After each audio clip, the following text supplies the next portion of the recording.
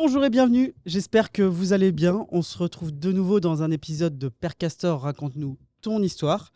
Et aujourd'hui, on reçoit David. Salut David. Salut à tous les deux, salut à tous les gens qui nous écoutent. Je suis ravi d'être là avec vous aujourd'hui.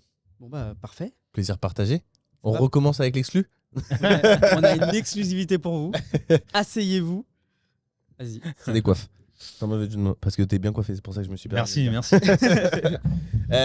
Eh bien David, si vous n'êtes jamais posé la question, puisque son nom de famille c'est De Villa, eh bien ce n'est pas vraiment son nom de famille, c'est un autre nom de famille et il l'a pris pour un sujet de communication. Et donc on s'est dit qu'on allait révéler d'entrée l'exclusivité avant que tu nous racontes évidemment toute ton histoire. Mais ça témoigne de cette volonté de communication qui est plutôt intelligente et intéressante, je trouve. Ouais, j'ai en fait pris ce nom pour me créer en fait un nom de branding et faire du marketing sur les réseaux. Et puis ça collait bien avec les stratégies que je proposais, donc ça faisait la relation. J'ai trouvé ça plutôt intéressant. Mais on va y venir parce que je trouve que ça a été, je trouve ça vraiment intelligent de travailler sur toute la communication, puisque du coup tu es même allé, parce que pour le coup moi j'ai fait aussi construire une maison que j'ai revendue, etc. On y reviendra probablement après, mais en fait c'est intéressant parce que toi tu es allé jusqu'à tout marketer, la stratégie de la doublette, du coup tu donnes un nom à cette stratégie. Ouais. Certes il y a probablement des marges, on y reviendra, qui sont peut-être un peu plus intéressantes, mais on sait toi comme moi qu'une maison ça pourrait aussi suffire pour gagner de l'argent. Ouais. Mais sauf que derrière tu brandes le sujet, et du coup d'un point de vue communication je suppose que c'est mieux pour diffuser l'information et communiquer, j'imagine en tout cas. Tout à fait. Le but, c'est de créer un branding autour de tout ça pour que ça puisse se répandre au maximum, que le maximum de gens puissent en prendre connaissance. Parce que si jamais c'est pas sexy en termes de nom, si c'est pas sexy en termes de branding, bah, ça décolle jamais, quoi, hein. Ça reste dans ton tiroir, personne n'en prend connaissance. Et pour que ça diffuse au maximum, il faut brander tout ça. En fait. C'est là-dessus que je suis parti, quoi. T'as toujours eu cette notion de marketing dans Non. tout ce que tu faisais? Non, pas du tout. Je l'ai appris sur le tas parce que je ne suis pas du tout issu de ça. Je suis très nul en informatique, je suis très nul en marketing, c'est pas du tout mon truc. Moi, je suis plutôt bâtiment dur et dur. Un besogneux? Voilà, c'est ça. Le bâtiment, il n'y a pas de problème. J'y suis depuis que je suis né, hein. J'ai l'habitude de dire que je suis né entre un sac de ciment et un tas de sable. Mon père était artisan maçon, donc voilà. Mais le marketing et le digital, vraiment, on m'a poussé dedans en fait. Voilà, Ok. c'est même pas venu de moi. Et du coup, ça va nous permettre un petit peu d'enchaîner. Alors, juste avant qu'on revienne sur ton premier souvenir d'entrepreneur ou d'investisseur, c'est toi qui choisiras celui par lequel tu veux qu'on commence, le plus ancien étant préférable.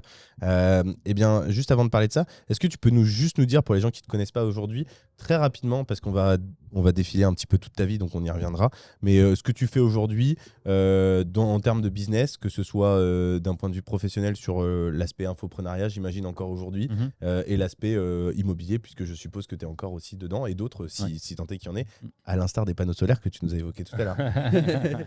On en parlera peut-être Pour ça, un peu, ouais. il faut rester jusqu'à la fin. Vas-y, on t'écoute. Eh bien, écoute, je pense que le côté entrepreneurial, je l'ai peut-être tout le temps eu en moi, en fait.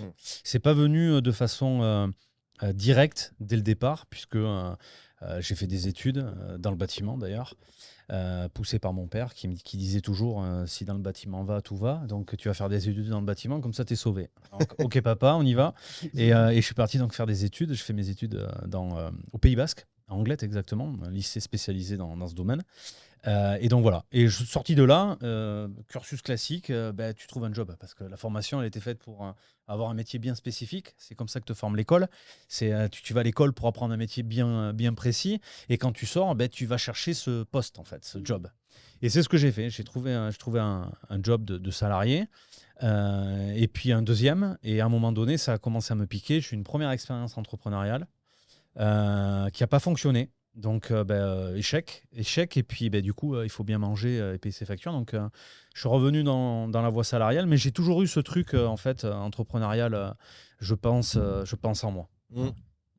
Et donc, du coup, aujourd'hui, si tu peux nous résumer un petit peu ce que tu fais aujourd'hui, tes activités en quelques mots, parce que du coup, on va redéfiler un petit peu tout ce fleuve-là. Aujourd'hui, c'est quoi tes activités? Qu'est-ce que tu fais, je dirais, classiquement en 2023? Ok. Donc, j'ai clairement arrêté de travailler en tant que salarié à partir de 2009, suite à un licenciement économique. Et à partir de ce jour-là, j'ai toujours entrepris. Okay. Donc, j'ai commencé par faire des investissements en immobilier. C'est comme ça que j'ai démarré, en fait, les investissements IMO. Juste avant d'être licencié, juste un an avant, j'ai réussi à profiter, en fait, au dernier moment de mon CDI pour obtenir mon premier crédit. J'ai fait mon premier investissement, qui n'aurait pas dû en être un à la base. C'était pas du tout le principe. Je voulais pas investir dans l'IMO, je voulais simplement devenir propriétaire de ma maison, mais voilà, j'ai eu quelques embûches sur le parcours, et ce qui m'a poussé, en fait, à réfléchir et à trouver une solution pour arriver quand même à mes fins. Voilà. Le but, moi, l'état d'esprit que j'ai, c'est qu'un non ne me suffit pas. Je vais toujours essayer de trouver la solution pour arriver à atteindre mon objectif d'une manière ou d'une autre. Voilà. Je pense qu'il y a toujours un truc à faire. Le tout, c'est de jamais lâcher. Celui qui lâche, il n'arrivera jamais à rien. Mais celui qui lâche pas, même si tu galères pendant des années, à un moment donné, tu es obligé d'y arriver. Parce que tu pousses le truc au bout. La persévérance. La persévérance, ouais, c'est ça, quoi. Et donc, en 2007, je démarre mon premier investissement IMO. 2009, je deviens indépendant dans le domaine du bâtiment.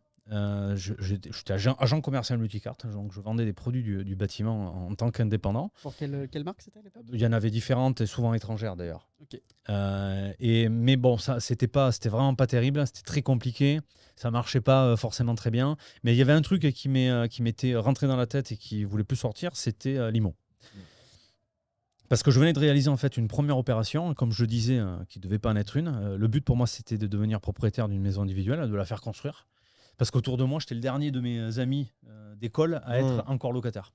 Donc ça commence à me piquer un peu, comme beaucoup de Français. À un moment donné, on a tous envie de devenir propriétaire. Et je me suis dit, je vais acheter un terrain, je vais faire construire une maison, puisque j'ai grandi dans une maison individuelle. Et j'avais envie d'une maison individuelle, comme mes amis, tout simplement, quoi. Et donc, je cherche un terrain. Je me pose même pas la question de savoir si je peux obtenir un crédit, ni comment ça marche. Je n'avais aucune idée. Mais je me dis, si mes amis ont réussi à le faire, ils ont le même cursus que moi, ils sont aussi intelligents que moi, ça devrait le faire, quoi.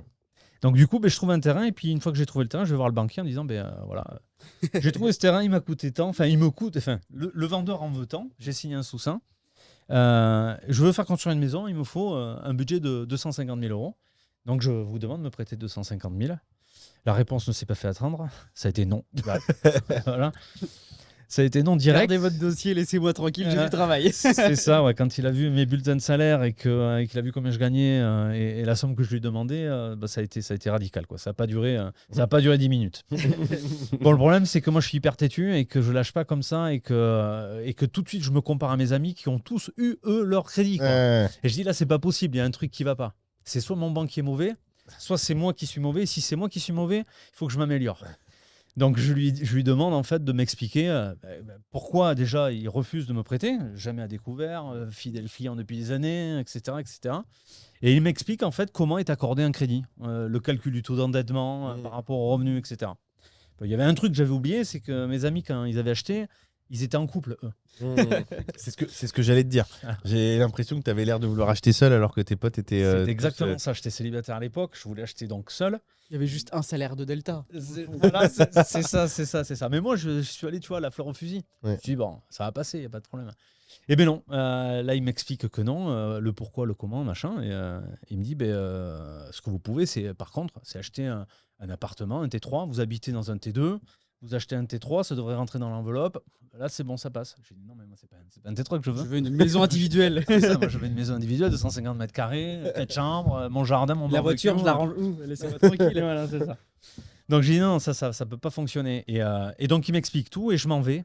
Je quitte son bureau, hyper déçu, moral à zéro, évidemment. J'ai pris une grosse gifle, mais je suis reparti en ayant appris beaucoup de choses. Oui, il t'a formé en fait. C'est ça, quelque part, c'est ça. Il m'a expliqué comment une banque attribue un crédit et qu'est-ce qu'il fallait pour avoir un crédit, quoi. Donc, trouver une femme en une semaine, c'était compliqué, qui gagne bien sa vie en plus. Bon, voilà, t'avais un c'était chaud. physique quand même à l'époque, non ? Ouais, mais même toujours. Mais Hein. c'est vrai. À l'époque, il n'était pas gentil là. même toujours. Enfin, pour moi, en tout cas. Donc, trouver une femme comme ça en quelques jours, c'était compliqué.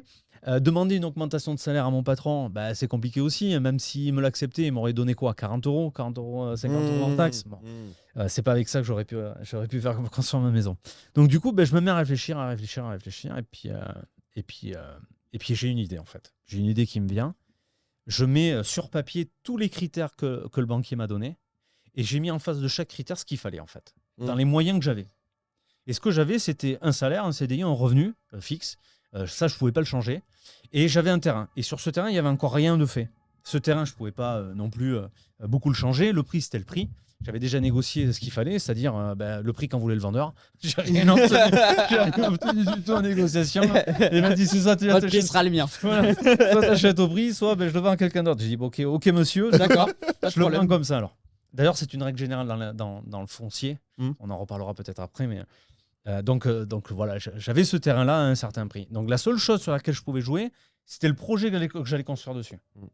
Et le seul moyen en fait de créer du revenu immédiat et conséquent, c'était en fait de louer une partie du bien que j'allais faire sur ce terrain-là. Et si j'avais un locataire, là, je pourrais rentrer une certaine somme qui allait venir se cumuler à mon salaire. Et du coup, au lieu de faire une seule maison pour moi, je me suis dit, je vais en faire deux, parce que mon terrain faisait à l'époque 1300 mètres carrés de mémoire. Et je me suis dit, je vais faire deux maisons au lieu d'en faire une. Donc, je vais réduire la taille de la mienne, je vais réduire un petit peu mes prétentions, et au lieu de faire une seule, j'en fais deux. Et la deuxième, en fait, je vais la louer à un locataire qui va me rapporter un revenu. Et du coup, je vais gonfler mon revenu. Et là, par rapport à ce que me disait le banquier, ça devrait passer. Tu avais mis les chiffres en face, ça passait. Ouais, voilà. Okay. J'avais fait mes calculs, ça passait. Donc, je reprends rendez-vous, je retourne voir le banquier.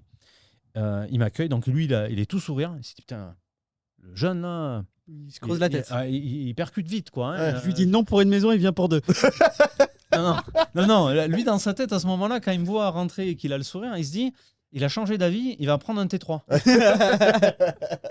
Alors là, je m'assois et je lui dis, bonjour, j'ai bien écouté ce qu'on m'avait dit la dernière fois, je pense qu'on a une solution, machin, je veux vous la présenter. Donc voilà, le terrain dont je vous ai parlé, c'est toujours le même, mais par contre, la dernière fois, vous vous rappelez, je vous ai demandé 250 000 € pour faire mon projet. Ouais. Bien, là, en fait, je ne vais pas vous demander 250 000, mais 300 000 €. Et là, le banquier, forcément, je vois son visage qui se décompose et il se dit qu'il va passer. Ça va être long. Tu vas perdre une demi-heure. Ça va être long. Il n'a pas tout compris, le jeune, là. Il va falloir que je reprenne tout à zéro. Bon, ça va être long. Alors, avant qu'il s'inquiète de trop, en fait, je le rassure. Je lui dis, écoutez, laissez-moi d'abord vous expliquer pourquoi je vous demande 300 000. Et là, je lui explique le projet. Il rentre toutes les données dans son ordi. Et il lève la tête. Je suis surpris, en fait. Il me fait écouter. Ça passe. Mais là, ça passe. Et il m'a accordé 300 000, en fait. Bien vu. Alors qu'il m'avait refusé 250 000 la fois d'avant. Donc le fait de persister et de se creuser la tête. Par contre, tu as fait une maison plus petite, j'imagine. J'ai fait une maison plus petite. Je voulais une maison, moi, perso, de 150 mètres carrés. J'ai fini par faire une maison de 90 mètres carrés. Ouais. Voilà. Mais bon, c'est pas grave. Au final, j'obtiens quand même mon objectif. J'ai dû faire des concessions parce que la vie, elle est faite comme ça. Hein. On doit tous faire des concessions tout le temps. C'est clair. Il n'y a rien qui tombe comme ça parfaitement du ciel, quoi. Mais au-delà des concessions, ce qui est incroyable, c'est de se dire, dans ta tête, il n'y a aucune limite. C'est-à-dire que 90% des gens se seraient dit, ah bah tiens, je vais réduire que la maison, je vais machin, je vais écouter le banquier, faire un appart. Toi, tu dis, une maison, ça passe pas. Dans ta tête, il y a l'ouverture d'une deuxième. Donc ça, c'est ça le. Pour moi, c'est ça le qui est incroyable. C'était quoi en 2008, c'est ça, 2007 2007, ça, ouais. En 2007, du coup, il n'y avait peut-être pas de YouTube. Il y avait rien. Enfin, pour le coup, rien du tout. L'idée, elle est sortie de ta tête. Ah oui, là, il y avait pas, rien. tu l'as trouvé. Ouais, et puis de mixer cette opération immobilière à une opération personnelle, financière, mettre tout dans le package et dire, OK, comment je peux faire pour que ça fonctionne. Ouais. Alors, par contre, on va juste revenir sur la. Parce que c'est hyper intéressant. Mais je t'ai posé la question, tu m'as pas répondu. Il fait ce qu'il veut. Ouais, voilà, c'est ça. Je me suis dit, bon, il est chez lui, il est chez nous. Oui. En fait, On est à Bordeaux, on vient chez lui, on lui pose des questions, il répond pas. ouais, je me suis dit, bon, c'est pas grave, il veut nous donner sa réponse. C'est pas grave. En fait, la question que je t'ai posée, c'est qu'est-ce que tu fais aujourd'hui? Tu réponds pas. Si tu veux répondre une autre, tu peux. Hein, mais en fait, moi, le problème, c'est que je suis comme toi, je lâche pas. Donc, Ouais. je reviendrai à la question jusqu'à temps que tu me répondes. Mais en fait, aujourd'hui, en 2023, quelles sont tes activités et après, on va revenir sur toute ton histoire, mais quelles sont tes activités aujourd'hui, David de Villa? Qu'est-ce que tu fais au quotidien? Comme je disais, formation, peut-être promotion. C'est quoi tes projets actuels? Alors, j'ai plusieurs activités, j'ai plusieurs sociétés. J'ai une société qui me sert à investir dans l'immobilier. Aujourd'hui, je n'investis plus en nom propre, j'investis. La holding, j'imagine? Voilà, holding, SCI. différentes structures, SCI, SCCV? ou SCCV très peu, parce que j'aime pas forcément la structure, mais différentes sortes de structures. Ça peut être des SAS, par exemple. J'ai eu différentes structures de marchands de biens que je passe à un SAS. Tout ça raccordé sur une holding. Et à côté de ces structures d'investissement immobilier, j'ai également une structure de rénovation du bâtiment. Donc, on fait de la rénovation tout corps d'État. Ok. J'ai ça, j'ai Construction, tu fais que de la réno? Je fais de la construction et de la réno. Ok. Je fais les deux. Beaucoup de réno. C'est une grosse boîte. aujourd'hui. Vous êtes combien? Alors, on a la caractéristique un peu spécifique d'être en fait un groupe très limité et je fais ça dans tous mes business en fait. C'est que dans ma boîte de rénovation, on n'est que 2. D'accord. Il y a moi et mon chargé d'affaires. Et en fait, on a en satellite Ouais. énormément Que d'artistes. des sous-traitants. Ok. Voilà. En fait, on fonctionne comme si on était un maître d'œuvre. En gros, qu'on ait une idée un petit peu de la surface que représente ce business, parce que du coup, à 2, j'imagine que ça va être complètement déconnecté des chiffres que tu fais. C'est quoi à peu près le chiffre d'affaires sur 2022, par exemple? C'est à peu près 100 000 euros par mois. Ok. De chiffre Ok, d'affaires. ouais. C'est l'objectif qu'on a, c'est de faire au minimum 100 000 euros par mois D'accord. de chantier signé. Ok. Et cette activité-là, en fait, c'est comme si on était des maîtres d'œuvre, Ok. sauf qu'on ne facture pas une prestation de maître d'œuvre, on facture une prestation d'entreprise générale du bâtiment. Et le client, lui, n'a pas affaire à tous les artisans comme c'est le cas quand on passe par un maître d'œuvre. Il a affaire qu'à nous et il n'a qu'une seule facture, il n'a qu'un seul interlocuteur, on lui gère tout le chantier de A à Z. Que sur Bordeaux? Pour le moment, Gironde et on déborde un petit peu. Là, on a un chantier du côté d'Aurillac. Donc voilà, c'est à peu près à 300 km d'ici. Mais on évite, on essaie de rester quand même du côté de la Gironde. Une dernière activité? Ouais, et je vends également des produits. J'ai deux shops. Alors ça tourne toujours autour du bâtiment et de l'immobilier par contre. L'investissement IMO, la réno, bon, ben, ça va de soi. Hein. Ouais. J'utilise cette boîte pour mes propres chantiers à moi, Ouais. ce qui me permet d'avoir un gros avantage sur les coûts des travaux. Ouais. Et en même temps, ben, je le propose également aux particuliers. Il y sûr. a des gens qui ont besoin de faire des travaux. Et à côté de ça, j'ai également une boutique qui propose des panneaux photovoltaïques Ok. et une autre boutique qui propose de la cuisine et des gazebos extérieurs. Ah ouais? Mais c'est toujours pareil, ça reste toujours dans le domaine du bâtiment. Que en ligne?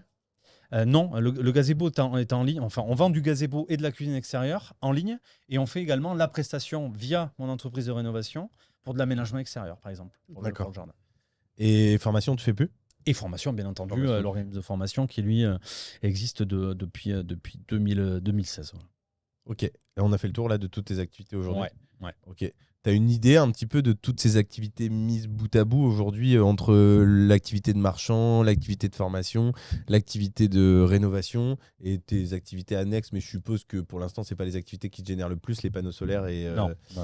C'est récent en plus. Donc, c'est quoi le chiffre d'affaires annuel que tu génères à peu près sur toutes ces activités? j'aurais du mal à lire parce que j'ai pas les chiffres en tête de chaque activité, de l'ensemble des activités. Sur l'organisme de formation, pour donner un ordre d'idée, on doit être à peu près à peu près à 1 million. On arrive à peu près à 1 million de chiffre d'affaires annuel. Ok. Sur l'entreprise de rénovation, à peu près pareil, 1,2 million. Les autres produits dont j'ai parlé, gazebo et panneaux solaires, c'est récent, C'est donc récent, je ne ouais. peux pas dire grand-chose C'est là-dessus. compliqué de- Marchand. Alors, marchand, j'en fais plus, j'ai Ok. arrêté. Ou marchand, promotion, Ouais. doublette, etc. Enfin, je sais pas comment t'appelles ça, mais Alors là, ça représente plusieurs millions d'euros puisque j'investis depuis maintenant 2007. Ouais. Le lancement de ma première opération, c'est celle dont je parlais tout à l'heure, qui a démarré en 2007. Et là, ça représente plusieurs millions d'euros. ok, hyper intéressant. Bon, bah, on va pouvoir commencer du coup. Parce que là, du coup, pour le coup, tu as répondu à la question. Donc, du coup, on va commencer. Alors, peut-être l'avais-tu fait en fait en nous donnant ce qui s'est passé en 2007, mais ton premier souvenir du coup d'entrepreneur ou d'investisseur, en sachant que nous, vendre des cerises à 5 ans, c'est un souvenir d'entrepreneur. Et c'est intéressant des fois de voir que même quand on était tout petit, bah, on avait déjà des réflexes d'entrepreneur ou d'investisseur. Par exemple, tout à l'heure, Les chaussures au collège, c'est un souvenir d'investisseur. Premier business. par exemple. Alors, c'est difficile. Difficile à me remémorer parce que je fais plein de trucs. J'ai toujours essayé de faire du business, même si c'était bidon comme business. J'ai toujours essayé de trouver des trucs. Je te donne un exemple. Quand j'étais au lycée, j'achetais des revues d'entrepreneurs. Ouais. J'ai acheté les revues d'entrepreneurs et tous mes potes me prenaient pour un fou. Eux, ils achetaient des trucs de bagnole, Des cartes Pokémon, des cartes Panini. de foot et tout. Et moi, j'étais en train de regarder les aventures de Bernard Tapie, tu vois. C'était comme ça, j'étais là-dedans, quoi. C'était mon truc. Mais mon dernier souvenir, je me rappelle que mon père avait planqué un peu d'argent dans la maison et un jour, je l'avais surpris, en fait, de planquer quelques billets derrière un radiateur, en fait. Et quand il était au boulot, en fait, un jour, je suis récupérer le billet. Et à l'école, j'ai réuni tous mes potes et je leur filais des billets comme ça. Voilà. Pourquoi? Je sais pas, j'en sais rien. C'est un souvenir qui me vient. Ma mère n'arrête pas de me le rappeler. T'étais un fou. T'es socialiste? Non, communiste. Mais tu vois, ce truc-là, ben, ça rejoint en fait l'organisme de formation. Ouais. Parce que De donner. ouais, c'est ça, ouais, c'est ça.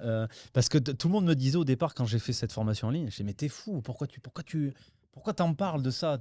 En fait, tu vas tirer une balle dans le pied, Ouais. les gens vont prendre des affaires, tu vas en avoir moins, ça va être plus difficile. Ouais. Jamais je me suis posé cette question, si Ouais, tu veux. ouais. Je me suis dit, bon voilà, cette activité, elle est hyper profitable, personne n'en parle, et je trouve ça ridicule que personne n'en parle. Ouais. C'est énorme, tout Ouais. le monde devrait le connaître, quoi. Ouais. Et j'ai commencé à en parler sur les réseaux parce qu'on m'a interviewé, tu vois. Ouais. Et à un moment donné, il y a un ami qui m'a poussé, qui m'a dit, il faut absolument que tu fasses une formation. Et en fait, moi, je voulais pas le faire parce que je suis nul en digital. Je suis incapable de faire un truc avec un ordinateur, tu vois. Il me dit, mais non, c'est mort, je ne vais jamais faire ça. Je suis nul en informatique. Il me dit, bah, écoute, tu m'apprends à appliquer la méthode que tu utilises pour investir dans l'IMO. Ouais. Et moi, je t'aide à monter la formation et à la mettre en ligne.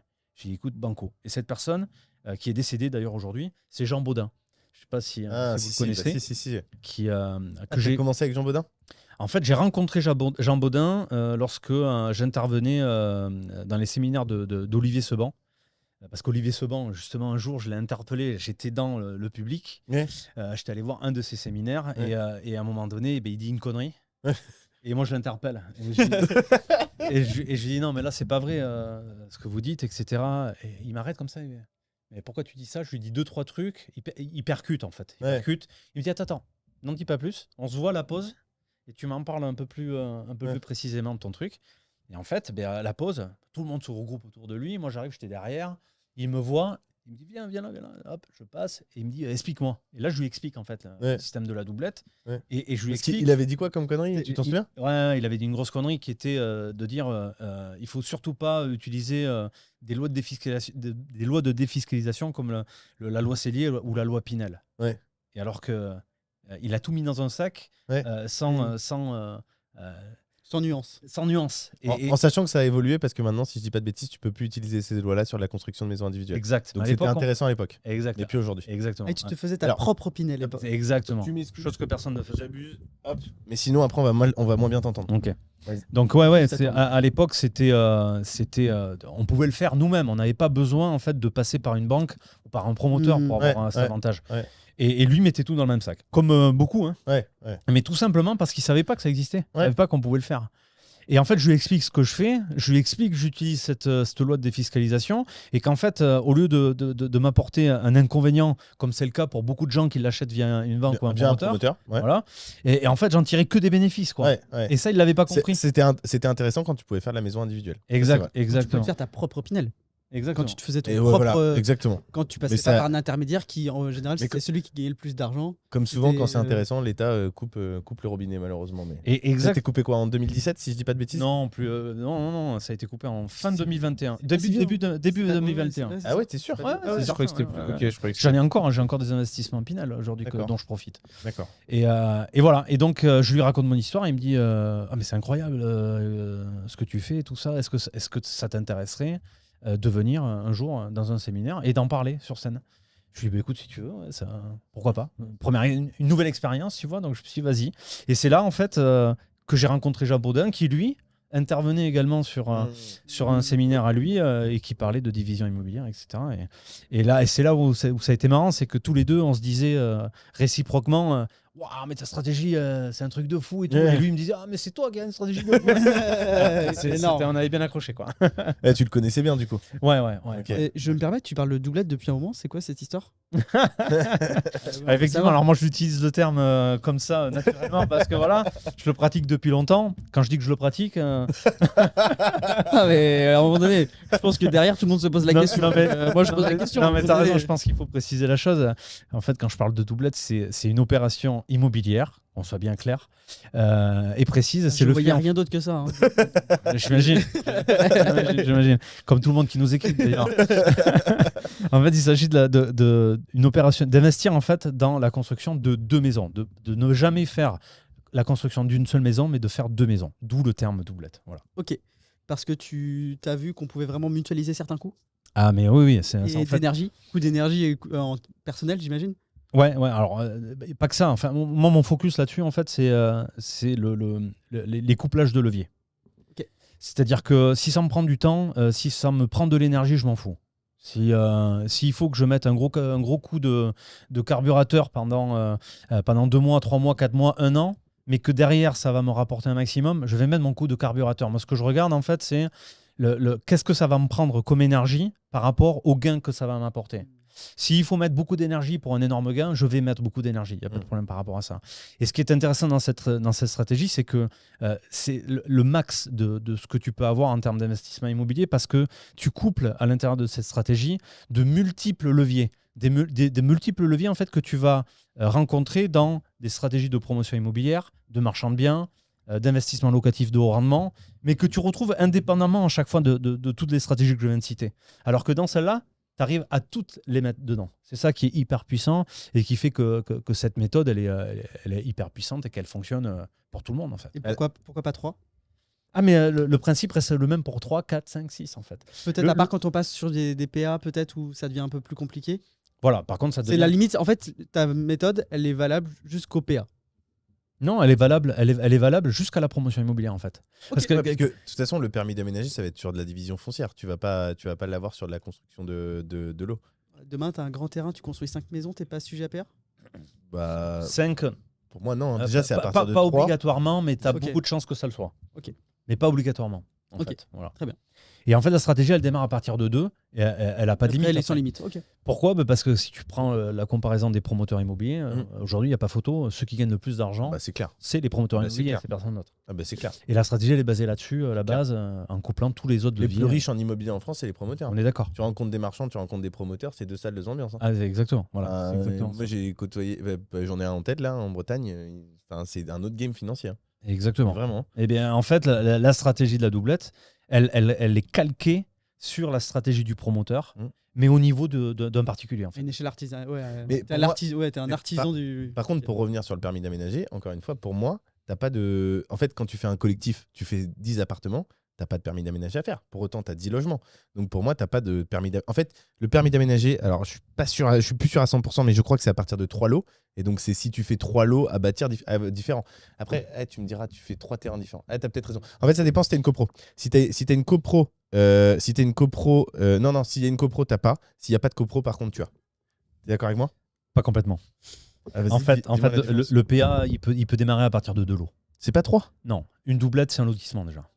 Et un lotissement, en fait, un permis d'aménager, ça s'appelait à l'époque, ça s'appelait un permis de lotir. Ouais. Ça a changé de nom, c'est devenu un permis d'aménager. Ouais. Aujourd'hui, on peut me demander, sur certaines communes, lorsque je dépose mon projet de doublette, on peut me demander de déposer un permis d'aménager. On peut le faire. Ah ouais ? Une DP de Ouais. division ne suffit pas forcément. Non. Ok. On peut me demander un permis d'aménager parce que, Mais si t'as un justement... lot existant et que tu allotes un lot, ça veut dire que tu crées seulement un lot, t'en crées pas 2. Oui, mais ça fait 2 lots au total. Ouais. Et du coup, c'est pas 3 lots pour un permis d'aménager ? Non, c'est 2 lots. Ok. C'est sûr, ça c'est à partir de 2 lots, tu es en lotissement en fait. Mais Ok. c'est là où il y a, cet avantage en fait, on va dire cette brèche Ouais.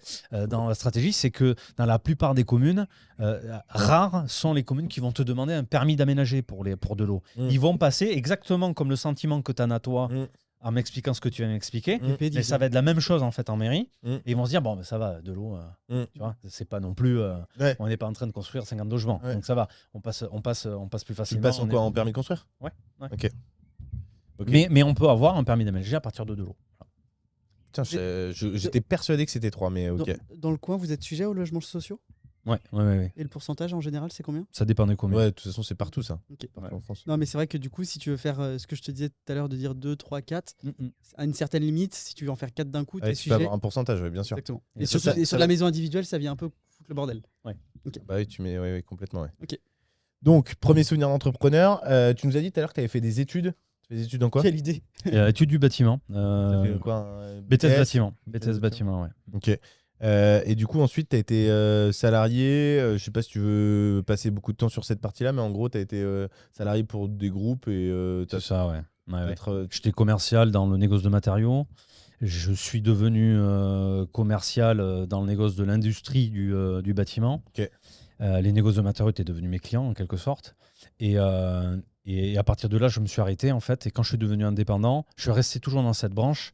Donc je travaillais avec des sociétés qui fabriquaient des produits pour le bâtiment, qui se trouvaient à l'étranger et qui voulaient percer le marché français. Ok. Donc je prenais des cartes et j'allais les introduire dans les négoces et dans les réseaux de distribution français du négoce du bâtiment. T'as fait ça pendant 10-15 ans? Non, beaucoup moins.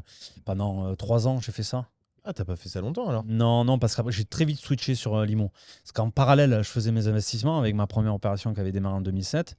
Ah, mais ça t'a pas suffi pour vivre, ça, cette opération? Non, mais après, j'ai eu des complications, hein, comme tout le monde. Hein. Je ne suis pas différent des autres. Ouais, en plus, 2007-2008, crise l'année d'après, ça a joué? Alors, c'est là où la stratégie, elle révèle en fait tout son intérêt. C'est que ça n'a pas bougé d'un poil, quoi. C'est que je n'ai pas perdu le moindre centime de valorisation sur les maisons, alors qu'il y avait des trucs qui s'écrasaient.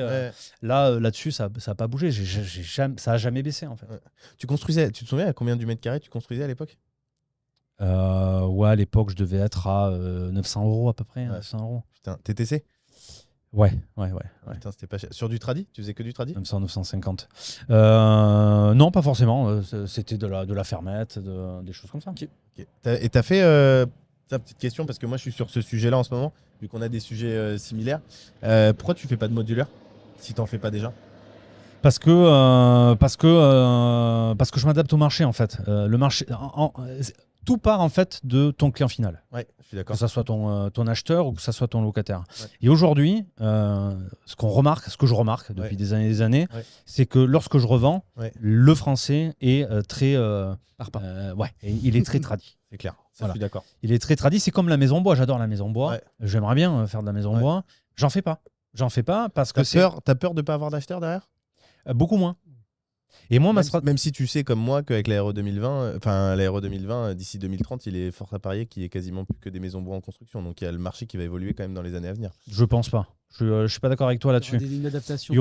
Aujourd'hui, si tu regardes Il y aura une adaptation technique, ouais. Mais aujourd'hui, les Français, ils veulent la pierre, du parpaing, ils veulent du solide, ils veulent de la maçonnerie. Ah bah ça, je suis d'accord. ça. Mais d'un point de vue écologique, en tout cas, c'est ce que la réglementation veut. Je dis pas qu'elle évoluera pas, mais en tout cas, c'est ce qu'elle indique. Ce qu'elle veut, la réglementation, c'est qu'on construise avec des matériaux biosourcés. Ouais. Mais aujourd'hui, des matériaux biosourcés, tu les retrouves dans la construction traditionnelle. Je te donne un Sur du exemple. parpaing? Ouais. Aujourd'hui, tu as des parpaings en fait, qui sont faits en pierre ponce, qui sont isolants. Donc, c'est plus du béton pur, qui lui est polluant en fait. Mmh. C'est comme un béton cellulaire en fait. C'est comme un béton cellulaire, mais c'est à partir de pierre ponce en fait. Mmh. Et on crée des blocs qui sont donc biosourcés, qui sont isolants, etc., etc. Donc, je pense pas que ça.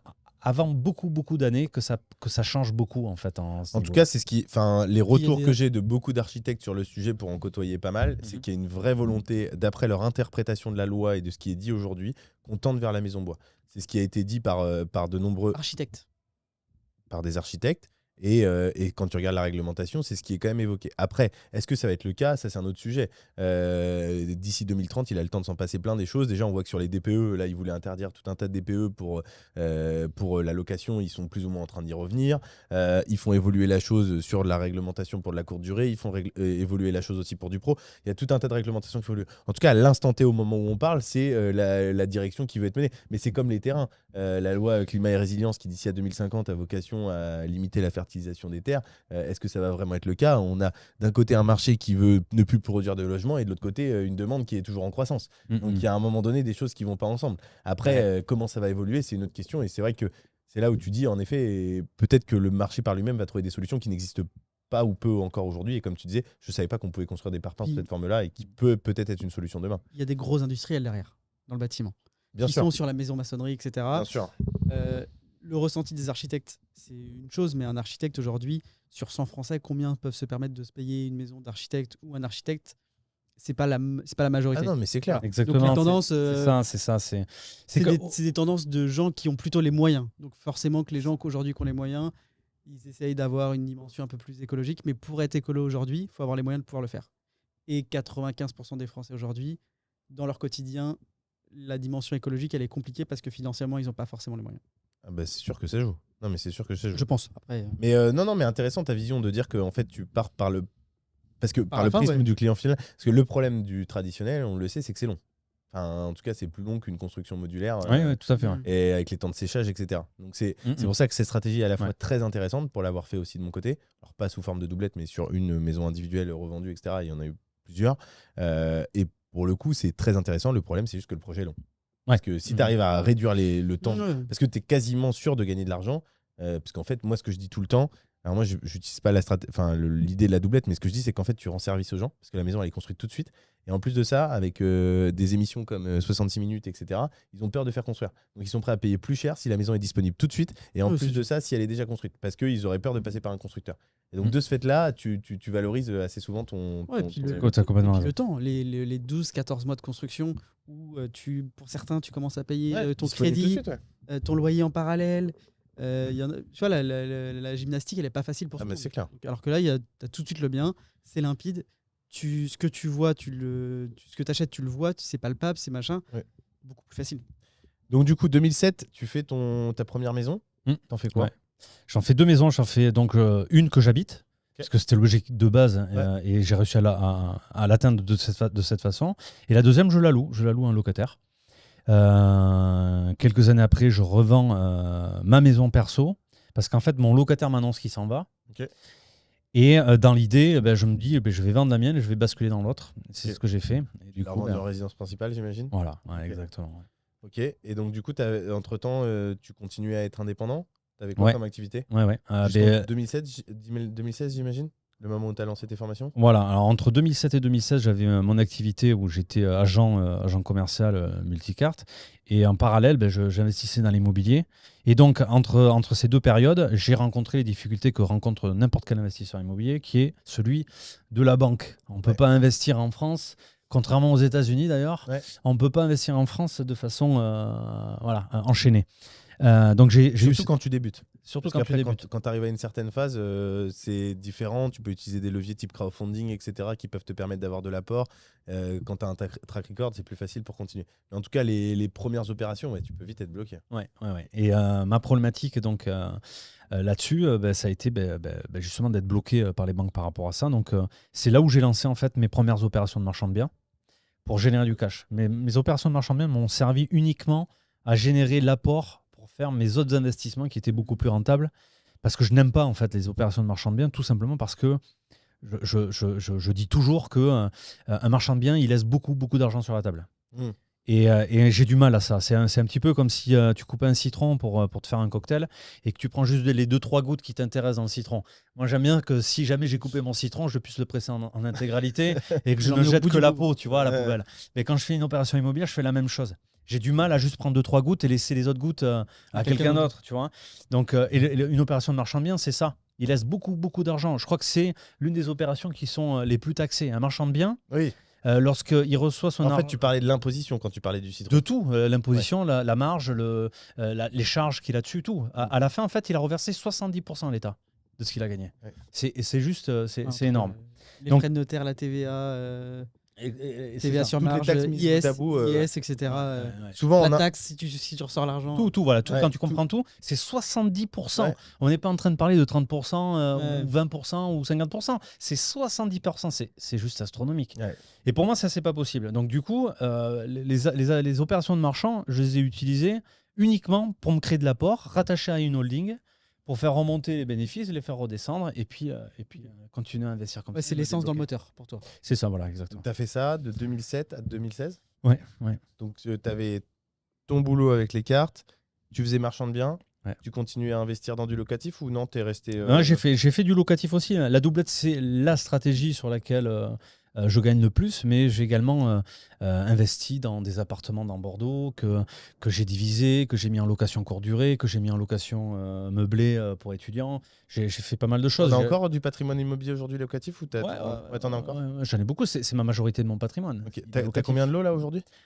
On me pose toujours la question, j'en sais rien. Je les compte pas. Combien d'adresses ? T'as quoi ? T'en as 5-10 ou t'en as plutôt 40-50 ou... Non, j'en ai pas une flopée en fait. Je dois en avoir une vingtaine. Comme ça. Okay. Que de la courte durée ? Non. J'ai de la longue durée, j'ai du Pinel, comme je disais tout à l'heure encore. Donc, j'ai des maisons avec des gens qui louent en nu. Et voilà, même si le nu, c'est le système locatif le plus défavorable, dans le cas où tu as du Pinel, c'est le système locatif le plus favorable. En fait. Coupler un Pinel que tu as fait toi-même rentable, c'est monstrueux. Ouais. Allez. Bah, c'est vrai que faire construire une maison individuelle, ça te faisait quoi? Tu arrives à sortir du 10-12%, j'imagine Ouais, c'est ça, 12%. En Pinel, sur de la maison individuelle. Ouais, donc l'amortissement, les 2% que tu déduis chaque année viennent compenser tes revenus locatifs? Largement, ouais. Ok, donc t'as pas d'imposition? Non, puis en plus, comme je suis en structure de société en holding, moi je me paye très très peu. Donc je paye très peu. Je paye pas d'impôts en fait, voilà. Comme beaucoup de mecs en IMO. Ils gagnent très bien leur vie, mais ils ne payent pas d'impôts. Sauf les marchands, comme tu le disais tout à l'heure. Mais ok, ça marche. Donc du coup, arrivé en 2016, tu lèves la main à une conférence d'Olivier Seban, ou 2015, j'imagine, le temps que ça se mette en place. Ouais, non, avant, je crois. C'était 2011, un truc comme ça. 2010, 2011. Ah, il s'est passé du temps, du coup. Entre ouais, il s'est passé beaucoup de temps. Putain, 2010-2011, t'étais déjà avec Seban. À l'époque, il faisait déjà des formations et tout. Ah, il est là depuis longtemps, alors, lui. Hein. Ah, mais Seban, je crois qu'il est là depuis... je veux pas dire de bêtises, mais depuis les années 90. Hein. Je pense que c'est le premier qui a importé le système d'infoprenariat des États-Unis en France. Il n'y a pas un podcast avec quelqu'un comme toi où on parle d'immobilier qui ne parle pas d'Olivier Seban.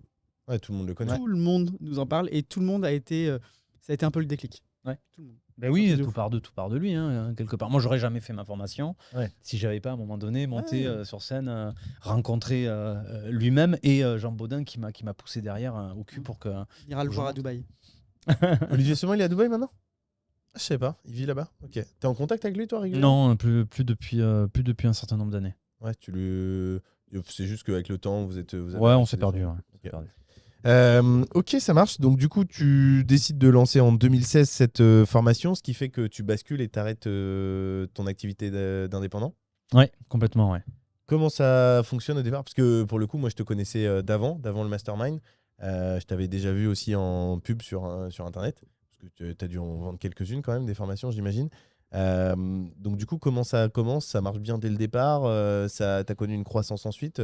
C'est quoi ton activité entrepreneuriale et ton retour entrepreneurial sur cette activité-là? Sur l'organisme de formation? Ouais. Alors ça a été en dents de scie parce que ça a énormément évolué le marché. Mais ça a vraiment, vraiment beaucoup évolué. Au départ, j'avais moi une méconnaissance totale du marketing, de la façon de vendre. Déjà, j'y croyais pas. Je ne pensais pas une seule seconde que j'allais dans une seule formation en parlant de ça. Et puis bon, je me suis vite rendu compte du contraire. Et voilà. Et ça a évolué comme ça. Donc ça a été toujours crescendo.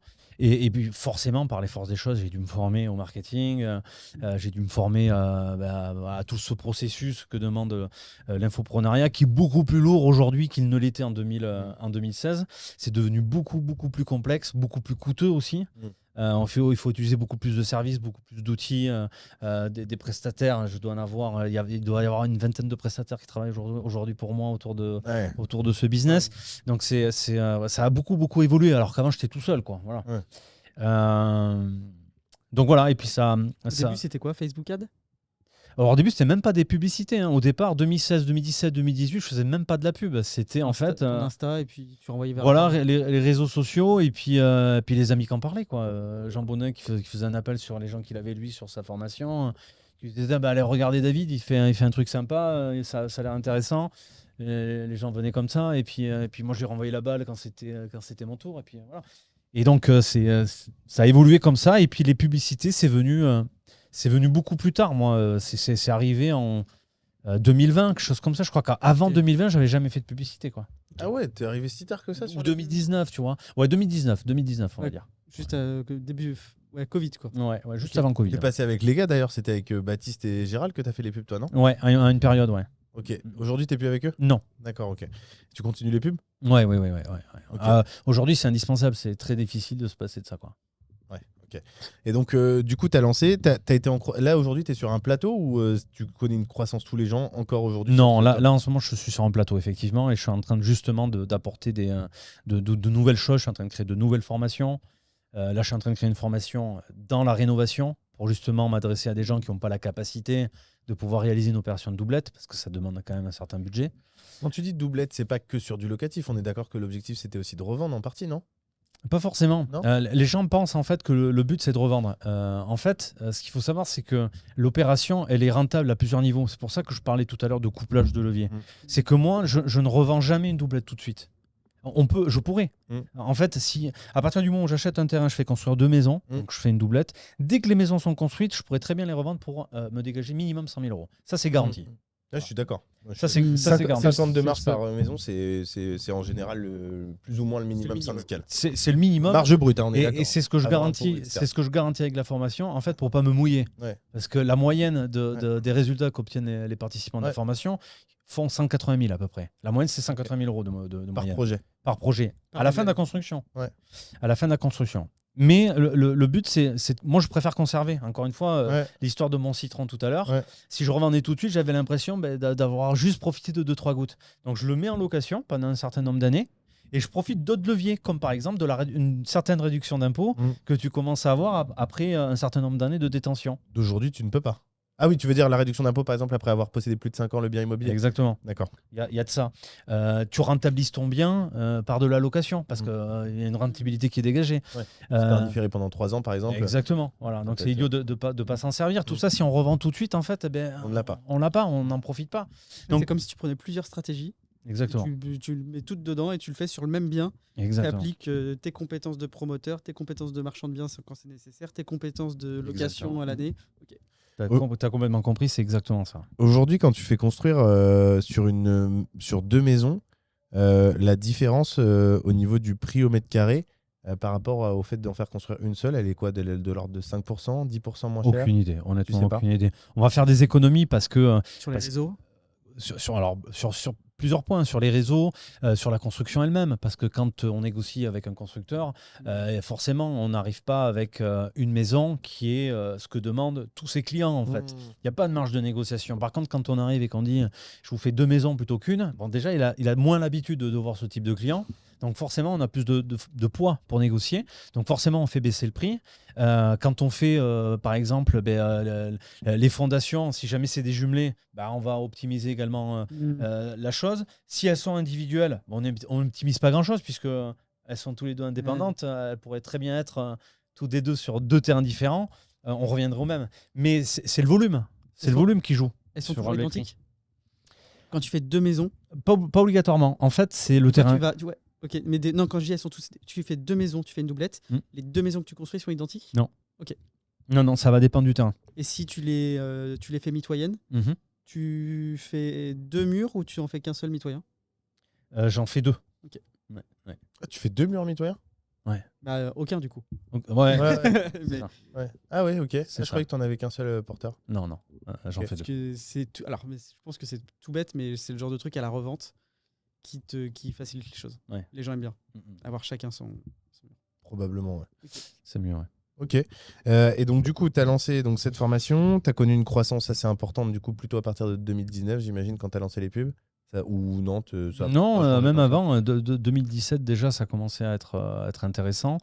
2017-2018, ça a été très intéressant. À partir de 2019, ça a commencé à se tendre. Et c'est pour ça que je suis venu à la publicité, en fait. Donc, la publicité, c'était une charge de plus qu'il fallait avoir pour continuer à progresser, quoi. Voilà. Et tu es à combien aujourd'hui d'élèves? Aujourd'hui, on vient de dépasser là, les 1000 élèves. D'accord, ok. C'est pas mal. Ouais. Ils appliquent tous à peu près ta stratégie? Ou est-ce qu'ils se servent de ta formation comme énergie, comme savoir? Ou est-ce que vraiment ils dupliquent ce que tu as fait? Non, ils dupliquent exactement ce que j'ai fait. Tu l'as vendu combien, la formation? 5 000 euros. Ok. Ah, je pensais que tu étais à un prix différent. Ok, ça marche. Et tu as plusieurs formations ou tu n'as que celle-là? J'en ai plusieurs. J'en ai une autre qui s'appelle Fiscaimo Pro, qui est une formation spécifique pour l'optimisation fiscale, en fait. D'accord. Ok. Donc cette partie-là, sur la partie immobilier, investissement immobilier, tu disais que tu avais investi plutôt en marchand. Ensuite, tu es revenu en 2016, tu as continué cette activité marchand ou non, tu t'es réorienté? Je suppose que tu avais du cash avec ta holding, avec la formation à réinvestir. Tu es parti sur de la promotion, tu as fait que de la doublette. Qu'est-ce que tu as fait?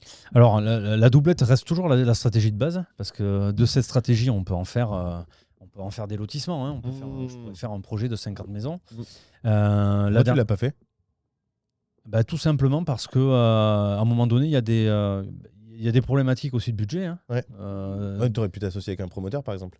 Ouais, mais j'en ai jamais eu envie, j'en ai jamais eu la nécessité. En fait, j'ai trouvé mes projets qui aujourd'hui viennent à moi. Donc, je réalise les projets qui me viennent à moi. J'ai pas besoin de me casser la tête avec des projets de promotion plus complexes. Parce qu'il faut savoir que plus le projet est gros, plus ça se complexifie et plus la marge se réduit. Un promoteur, par exemple. En pourcentage. Un pourcentage. Ouais. Il faut savoir qu'un promoteur, il va marger à 5% max sur un projet. Même si c'est lui qui fait le plus d'argent in fine, il marge à 5%. Qu'est-ce que ça veut dire? Si j'explique ça, c'est pour la raison suivante, c'est que en fait, c'est des opérations qui ont de plus en plus de risques. Quand tu as une opération de doublette, de triplette, là tu vois, je fais des opérations, là je suis en train d'en faire une, je suis en train d'en terminer une, où je fais 5 maisons en bande. Donc c'est des opérations de promotion, parce que c'est de la maison en bande, les promoteurs font ce genre d'opération aussi, mais ce sont des opérations qui sont beaucoup plus maîtrisées et qui ne présentent pas de risque. Une opération de doublette n'a pas de risque du tout, si elle est faite avec les conditions que j'explique. Tu as toujours un risque, malgré tout, un retournement de marché ou ce genre de choses. Complètement. Bon, après, tu peux les garder en locatif, etc. Mais tu me dis si je me trompe, mais moi, on ne peut pas assurer à 100% de réaliser une marge systématiquement dans chaque projet. Par contre, il est vrai qu'il est tout à fait il y a 90% de chances que tu aies une marge au bout. Mais si tu as un marché. Tout investissement a un risque. Voilà, tout investissement comporte un risque. Investir dans un livret A comporte un risque. Si ça rapporte rien, le risque de rien gagner. Voilà. Donc il y a toujours un risque. Après, c'est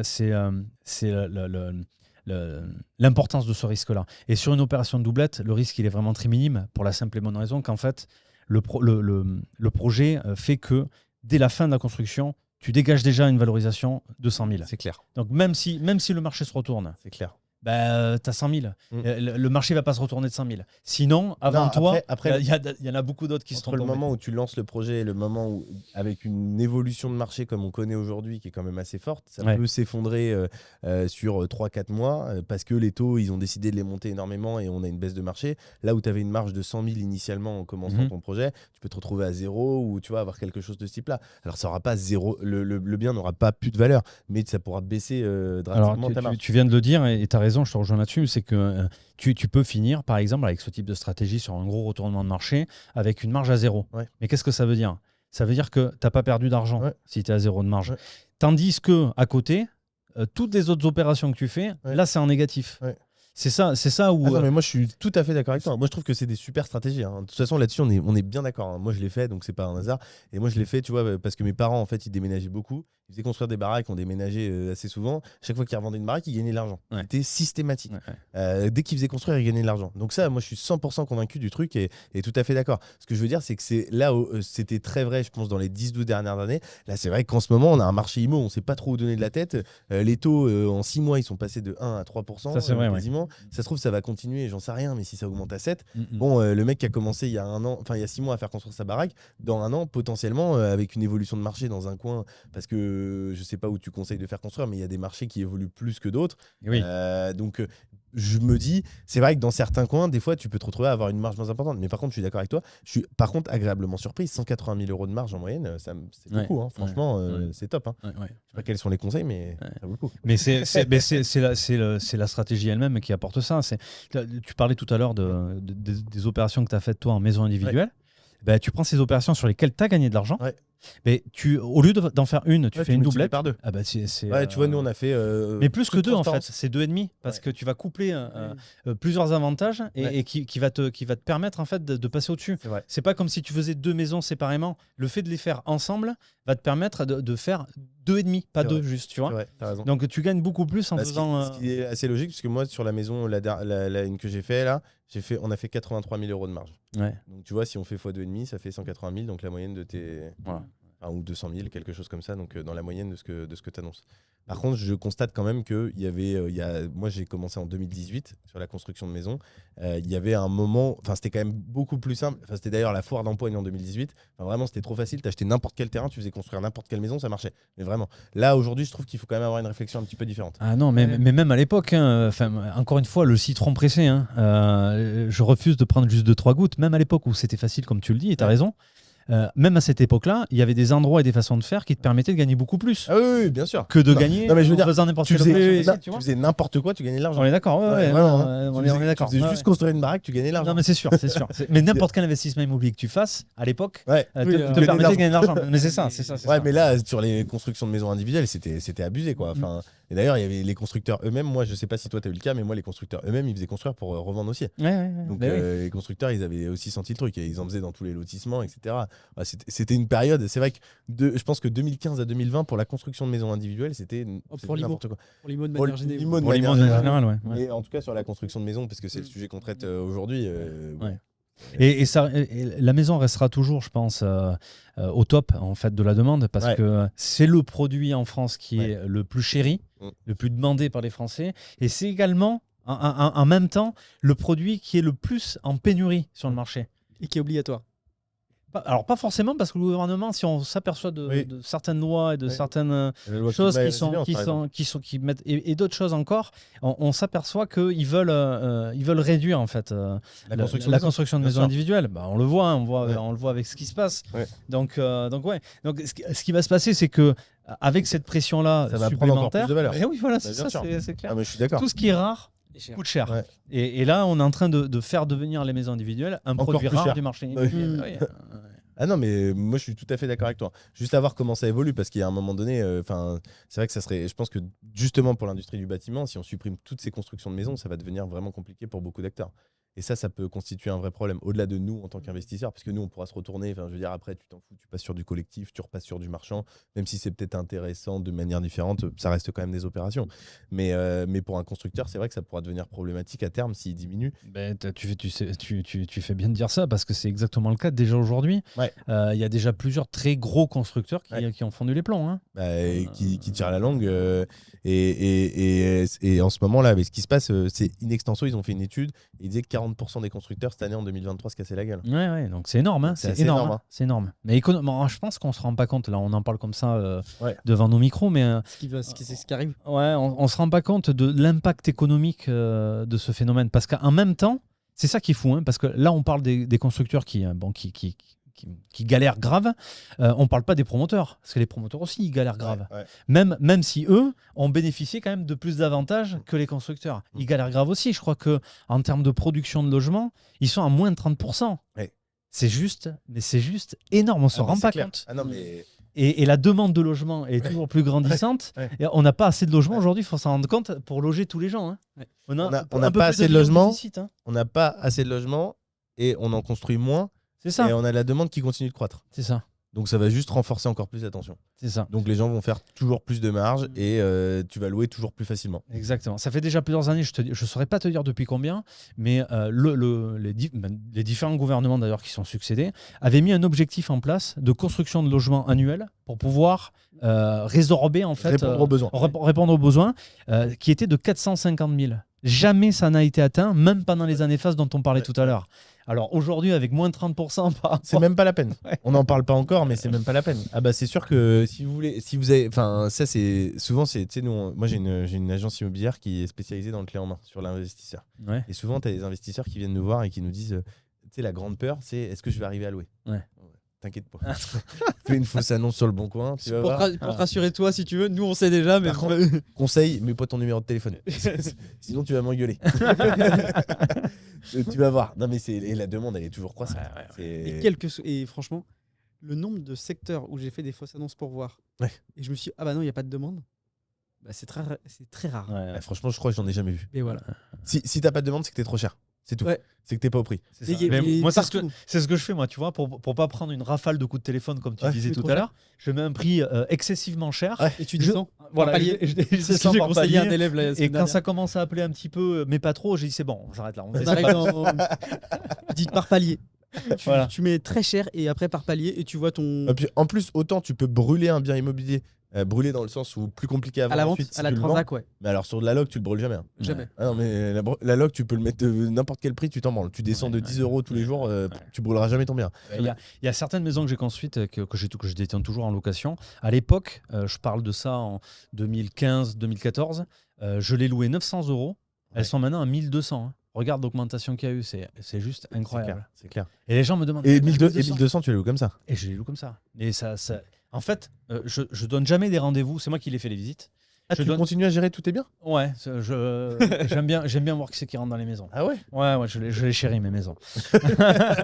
Et donc, et pour pas perdre de temps, en fait, parce que c'est là-dessus que tu allais me rejoindre, je suppose. Bah, c'est vrai que la gestion locative, moi, je trouve ça emmerdant, quoi. Ah, ben justement, sur la maison, j'en ai pas. C'est extrêmement simple parce que j'ai très peu de turnover. Ouais, c'est Les gens restent en moyenne 5 ans dans les maisons. Ils sont tellement contents d'avoir la maison qu'ils veulent pas trop faire chez le propriétaire. C'est du neuf, donc il n'y a pas grand-chose à redire, tu vois. Clair.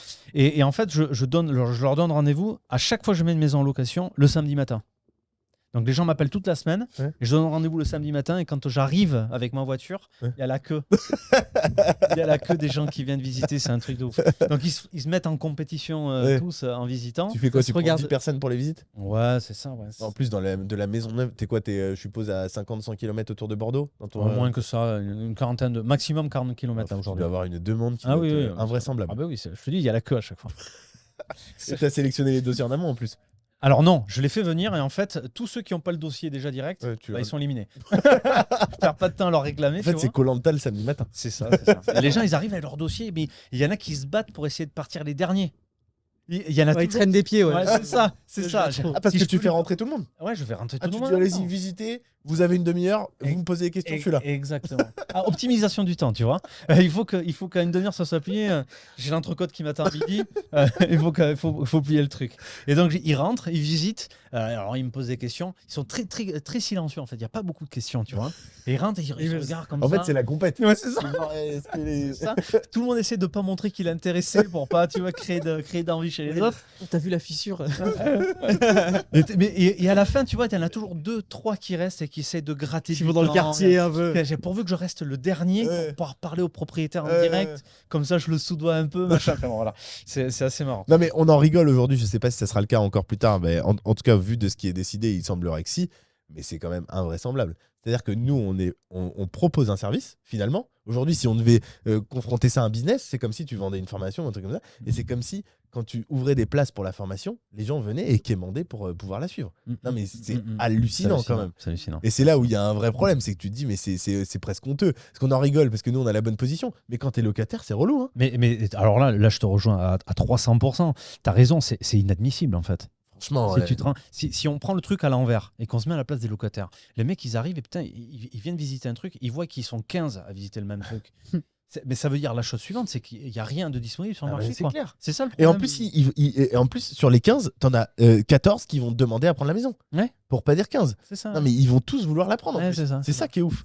C'est que toi, derrière, t'es là et puis tu regardes et tu te c'est toi qui choisis. C'est toi qui choisis. Ouais, bon, bah allez-y. Tu choisis sur quels critères? D'ailleurs, ça m'est déjà arrivé que après, tu vois, avoir réceptionné les dossiers, les mecs m'appellent. Avant que moi je donne ma réponse, je leur dis tel jour je vous donne une réponse pour le dossier, oui ou non. Ouais. Ils m'appellent avant en me disant je vous donne 100 € de plus sur le loyer. Mais ça ne donne pas. Je suis pas étonné. Et du coup, tu choisis. Ils m'augmentent le loyer pour passer, quoi, en fait. Et toi alors, tu réagis comment, toi? Alors, non, en fait, non. J'ai annoncé un loyer qui était un loyer qui est déjà très confortable. T'es loyer encadré en général? En Pinel, t'es en loyer encadré? Alors, sur le Pinel, c'est différent. Oui. C'est pas la majorité de mes biens, puisqu'on est limité à 300 000 par an, donc 600 000 maximum. Donc, c'est vite fait. Mais sur tous les autres, c'est les loyers libres. Hein. Je suis pas dans Bordeaux, on n'est pas dans un cadre. Mais même 1200, alors je sais pas exactement où tu investis, mais ça me semble pas déraisonnable. Je pense que tu les mettrais à 1003 ou 1004, ça partirait pareil. Mais là, il y en a un qui vient. Alors, ça, je te parle de ça, de mes dernières locations, ça date de plusieurs années. Parce que ça, je te dis, il y a très peu de turnover. 1200, c'était il y a 3-4 ans déjà? Ouais, c'est ça. Ouais. Ah ouais, donc aujourd'hui, tu les loues 1003, 1004, les yeux fermés. Voilà, c'est ça. Mais là, il y en a un qui part, je le mets à 1005 la maison. je vais voir ce que ça donne à 1005. Je vais voir si ça part à 1005. Mais je serais pas étonné qu'elle parte. Il y a rien. Ils peuvent plus acheter. Ouais. Donc c'est voilà. Hein.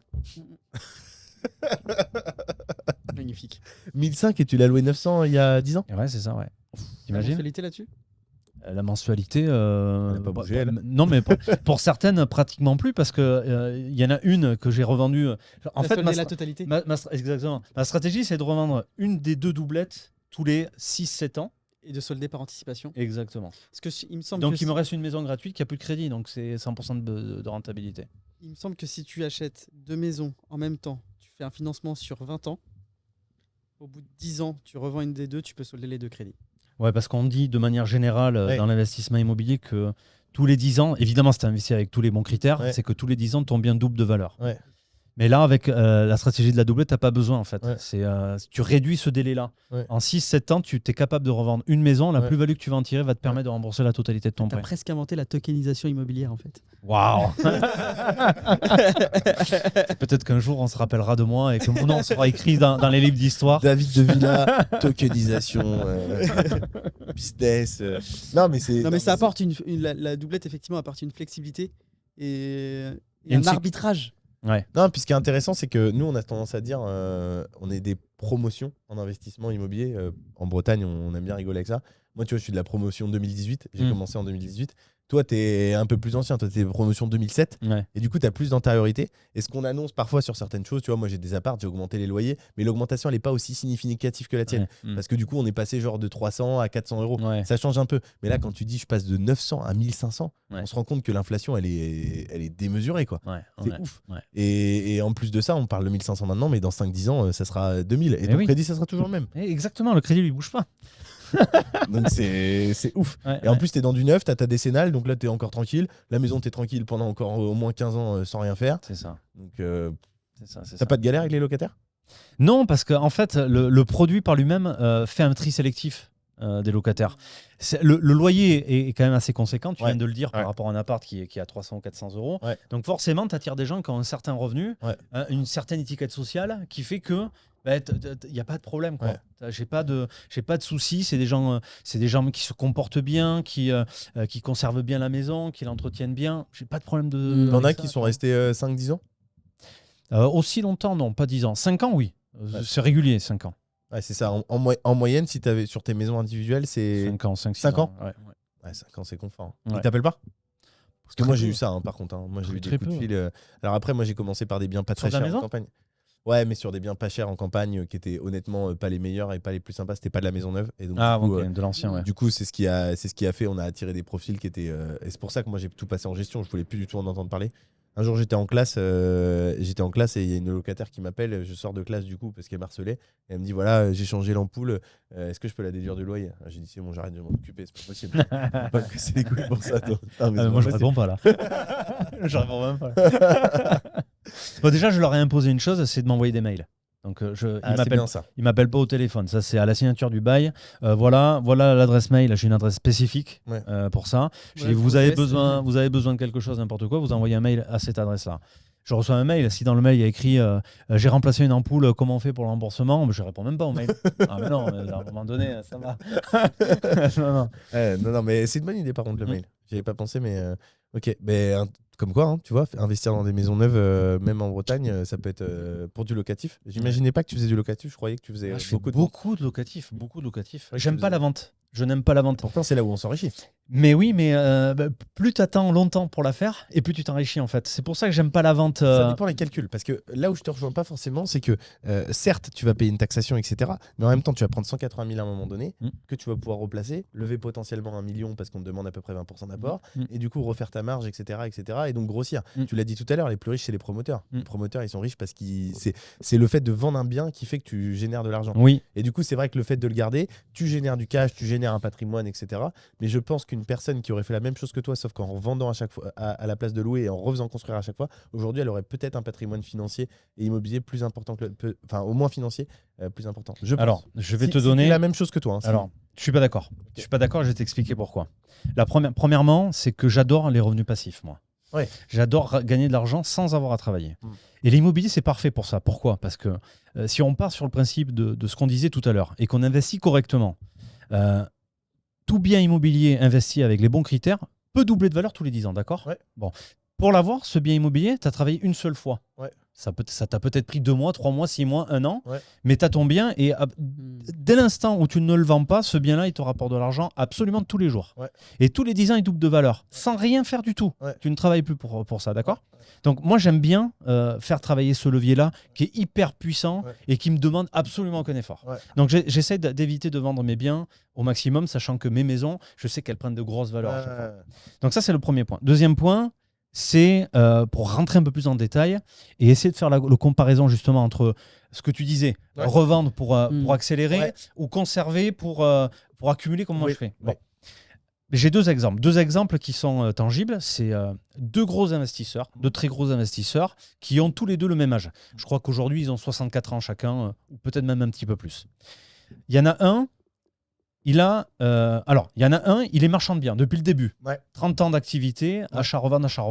Il a fait que ça, très gros marchand de biens. Hein. Je ne suis pas en train de te parler du petit achat-revente. Et à côté de ça, il y en a un autre qui, lui, a fait de l'investissement, conservation et accumulation de ses biens. Et il a joué justement sur ce levier de valorisation tous les 10 ans. Eh bien, aujourd'hui, en étant partis du même point, au même niveau, ils ont investi en même temps. Le marchand de biens aujourd'hui, il a 10 millions d'euros en banque, générés par ses achats-reventes. L'autre, il a 50 millions d'euros de patrimoine. C'est QFD. Ah non, mais alors, bon, là, tu prends un exemple qui sert à ta démonstration, mais c'est normal, parce que tu veux faire passer l'argument. Mais si je peux me permettre. mais si tu veux dans le cadre... En fait, je vais reprendre quelque chose de très simple. Et moi, je vais prendre du coup pas un exemple avec deux personnes données. Je vais prendre un exemple généraliste. Je reprends tes dires. Les personnes les plus riches en immobilier, c'est des promoteurs. Et les promoteurs, certes, ils détiennent du patrimoine, mais ils se sont enrichis parce qu'ils ont fait aussi des opérations où ils ont acheté et revendu et ils ont pris la marge qu'ils ont réinvesti. Si tu gardes la marge et que tu la réinvestis pas ou tu la réinvestis différemment, ce qui s'est passé probablement pour le marchand, et bien dans ce cas, tu valorises différemment. Mais sinon, c'est systématique. Quand tu revends, tu prends du cash, tu le replaces, tu réutilises un levier de crédit qui est plus fort parce que souvent, tu fais la plus-value que tu investis, tu récupères déjà ce que tu as mis dans le bien et en plus, tu récupères une plus-value supérieure. Donc, ça te permet de lever un crédit supérieur et donc de faire retravailler l'argent. Si au départ, tu mets par exemple 100 000 euros, avec 100 000 euros, on est d'accord, tu lèves 500 000. En gros, on va dire simple, tu mets 20% d'apport.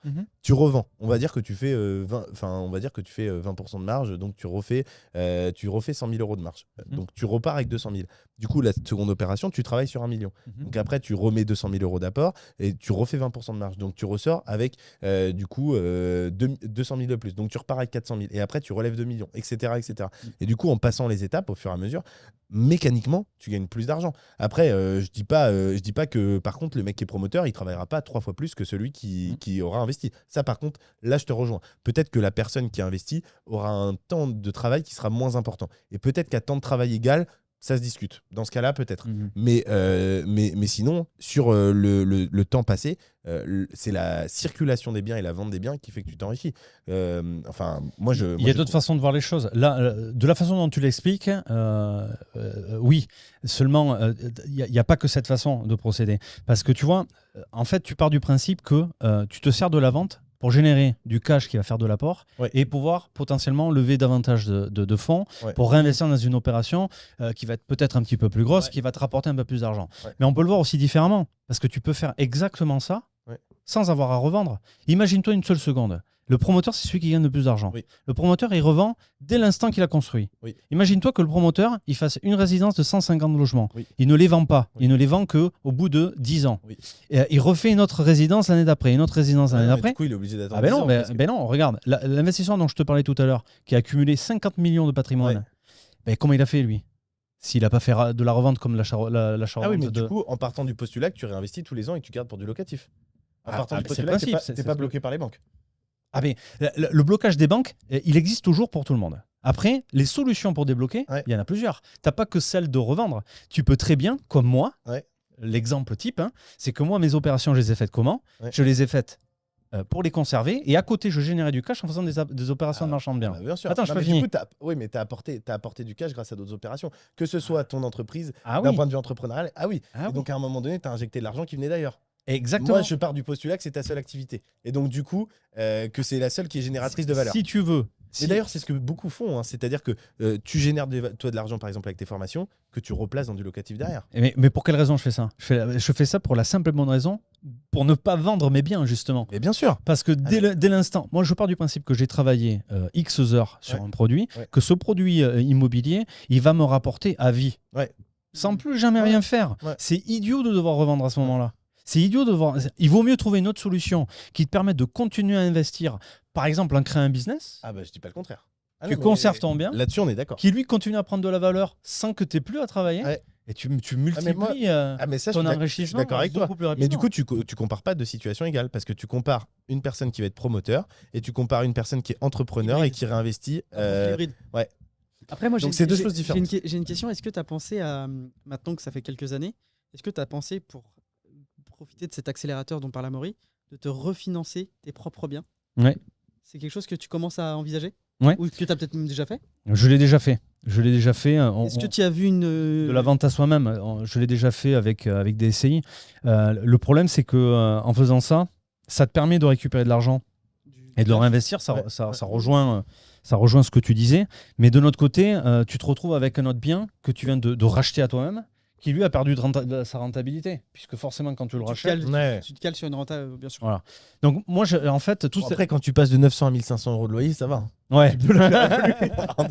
Mais je pars du principe que quand je le fais, que le loyer bouge pas. Tu vois, je compare à un loyer identique. Ouais. Et c'est pour ça en fait que j'ai développé toutes ces activités à côté. C'est parce que Bien sûr. le principe ça, pour t'as moi, raison. je déteste vendre. Je ne veux pas vendre parce que je sais que mes biens. On va chez le notaire ils- pour ils acheter. Ouais. Les anciens, c'est un truc d'anciens, ça. Très souvent, je dis pas ça pour toi. Hein. Si, mais un peu quand même. Content d'être venu. Non, mais moi j'ai plein d'anciens qui te disent, de toute façon, il y a une règle, on va chez le notaire que pour acheter, jamais pour vendre. C'est un peu un truc de terrien. Non, mais dans le fond, en fait, je pense qu'on dit un peu la même chose. C'est-à-dire que toi, tu pars du postulat qu'il faut créer une activité entrepreneuriale pour générer du cash qui te permettra de lever de la dette et donc d'investir et de garder ce patrimoine parce qu'il se valorise. Et qu'une fois que tu as travaillé une fois, tu préfères travailler une fois et que ça génère X plutôt que travailler X fois et que ça génère X puissance X.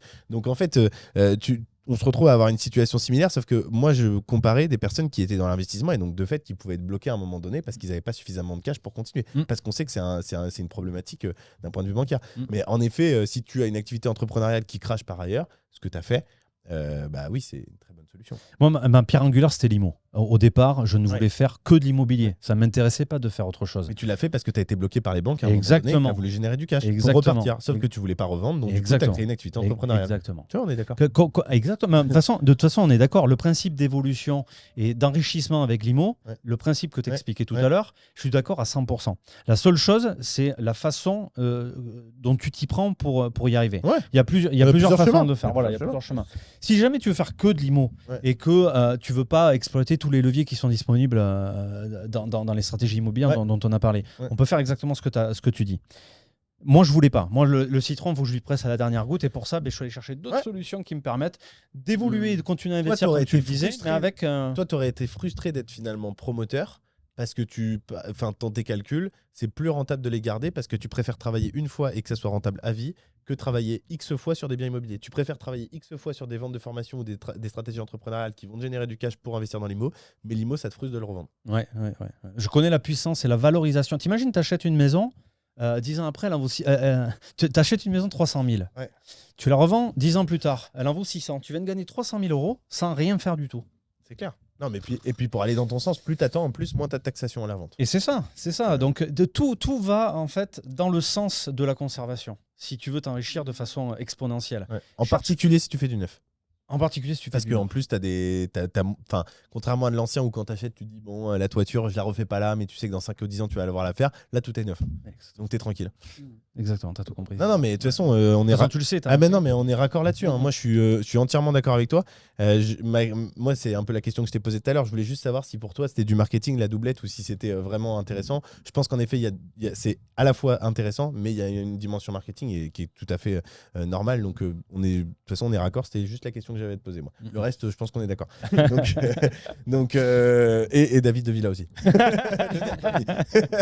Mais non, sinon, je suis évidemment d'accord. Et de toute façon, moi, c'est pas compliqué. Hein. Comme je te le disais, c'était l'éducation. Hein. J'ai vu mes parents le faire. Hein. Je me suis dit, bah, attends, en plus, eux, c'était résidence principale à chaque fois.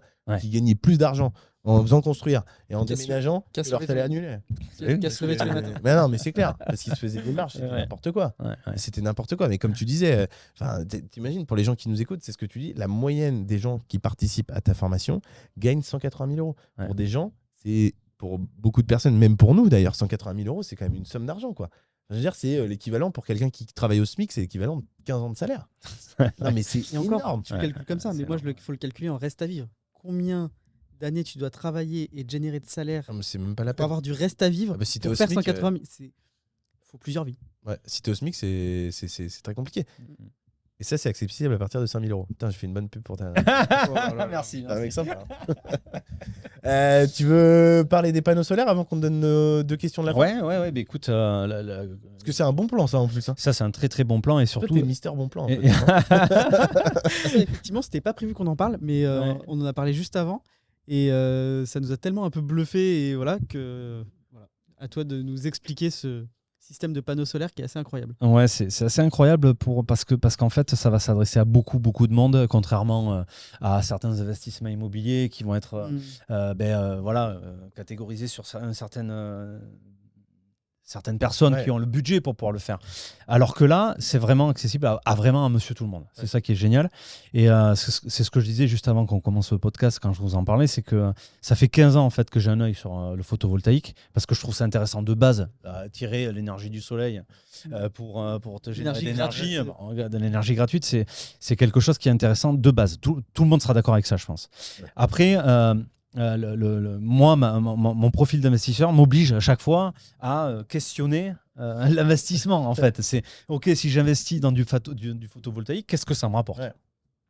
Et ça fait 15 ans. En mettant en perspective l'évolution du produit. Parce que là où dans l'immobilier, ce qui est magique, c'est que, entre guillemets, c'est le temps d'une vie, la maison, on aura, surtout si elle est neuve, pas le temps de la voir disparaître. Alors que le photovoltaïque, ça a quand même une durée de vie qui est limitée dans le temps. Complètement, exactement.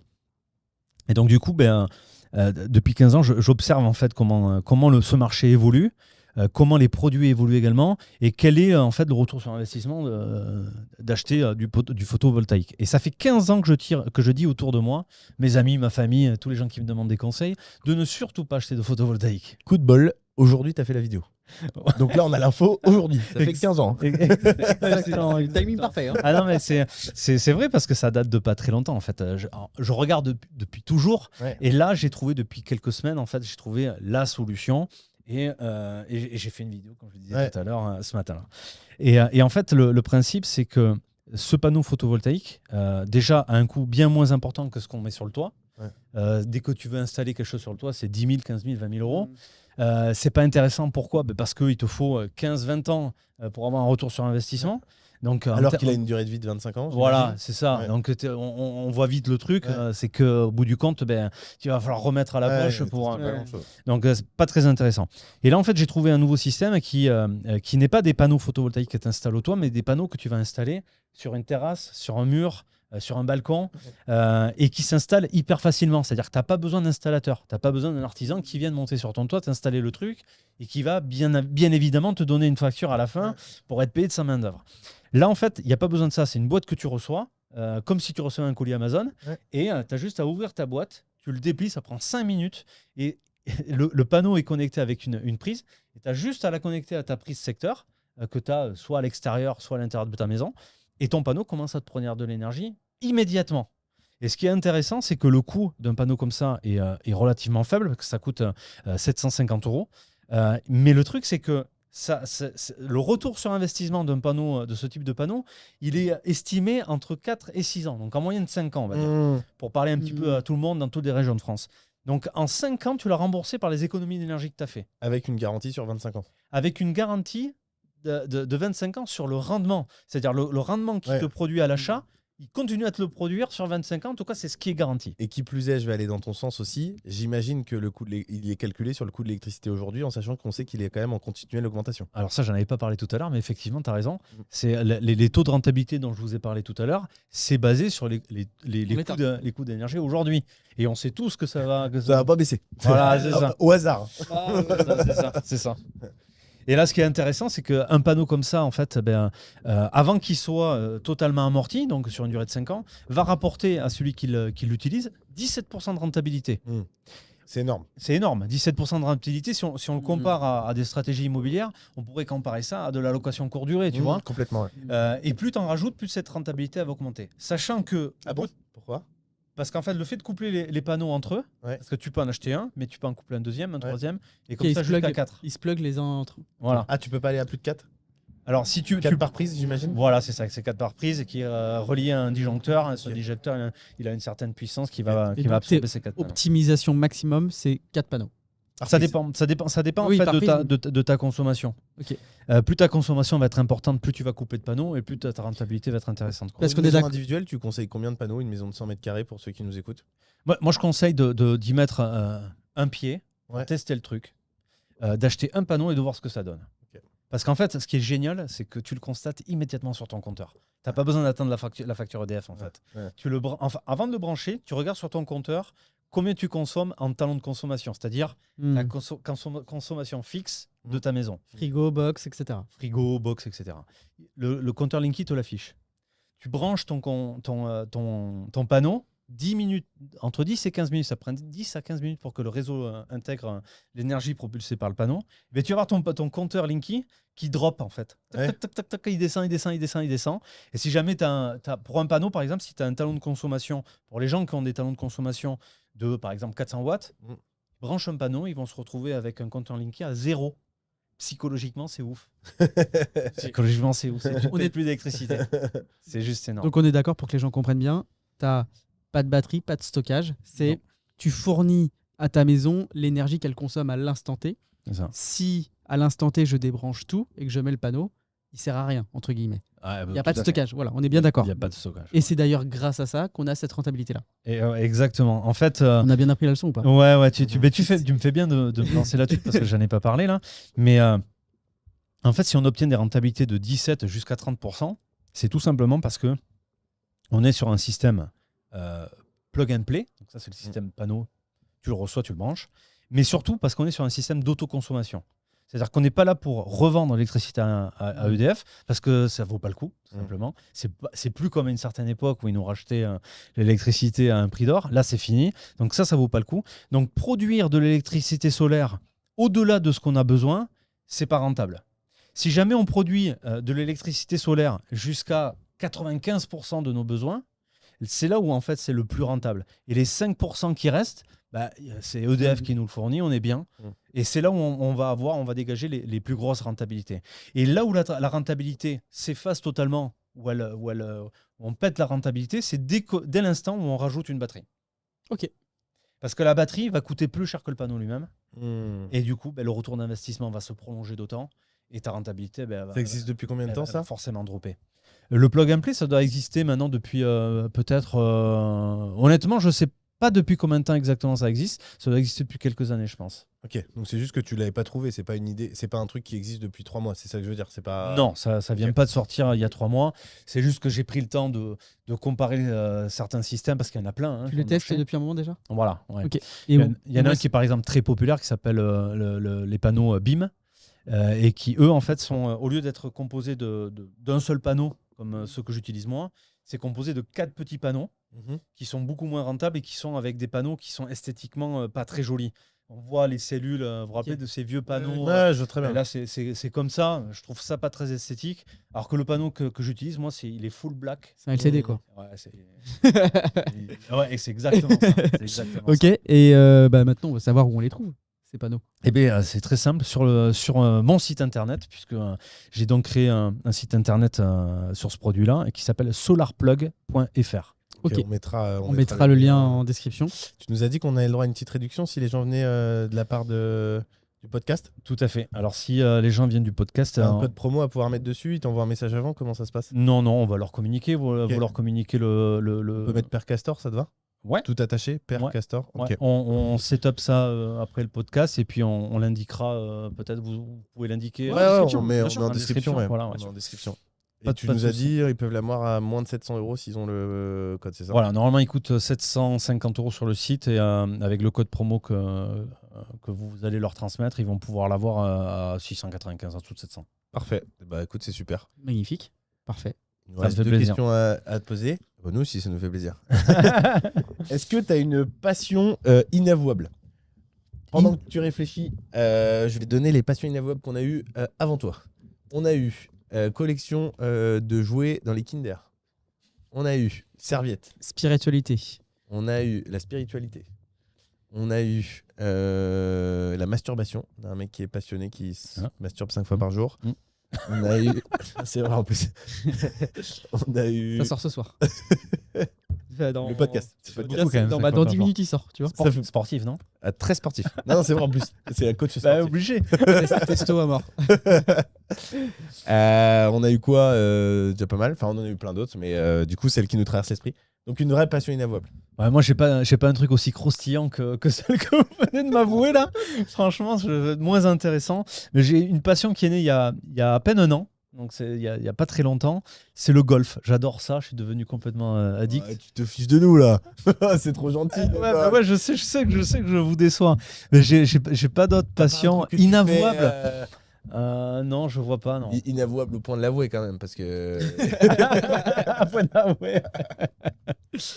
Non, T'as franchement, rien je qui vois te vient en pas. tête. Non, il y a rien qui me vient en tête comme ça. Non, franchement, non. Bon, on garde le golf ou on. On regarde le golf. On a Ah, pas le vous êtes choix, de obligés, toute vous avez pas le choix. façon. Je suis sûr, il y avait un truc en plus. Et est-ce qu'il y a une question qu'on t'a pas posée et que t'aurais aimé qu'on te pose? Non, je pense Sujet que qu'on n'a pas traité, que tu aurais aimé traiter. Non, je pense que vous avez posé toutes les questions intéressantes qu'il y avait à poser, je pense. Bah écoute, si on a fait le tour, nous c'est bon pour nous. Eh ben, écoute, parfait. Merci à vous. Une heure et demie de podcast, c'est parfait. C'est super. Merci pour ta dispo, merci pour toutes ces infos. Merci pour le petit challenge aussi, parce qu'on a eu un petit débat, c'est cool, ça change pour les podcasts. Forcément, quand on parle d'IMO, ça m'intéresse. Donc, j'aime bien donner mon C'est ce avis. qui est intéressant. Je pense que les auditeurs vont kiffer le podcast pour ça, justement. Exactement. Ouais, c'est vrai que ça joue aussi. C'est pas marrant quand on est tous d'accord. C'est vrai. Sinon, voilà. C'est vrai. Mais non, c'était cool. C'était Ouais. cool. En plus, Bordeaux, il fait beau. On a bien pris le soleil. C'est pas uniquement pour le style que j'ai mis les lunettes, pour ceux qui nous regardent en vidéo. C'est parce que j'étais vraiment fait du soleil. Moi, je les ai laissés dans la voiture, j'aurais dû les prendre. Tu vois. Quand j'ai vu qu'on était en terrain, j'ai dit ah mince. Là. Bon, bah écoutez, en tout cas, merci beaucoup. Et puis nous, on vous dit à la semaine prochaine. Salut. Allez, ciao. Salut.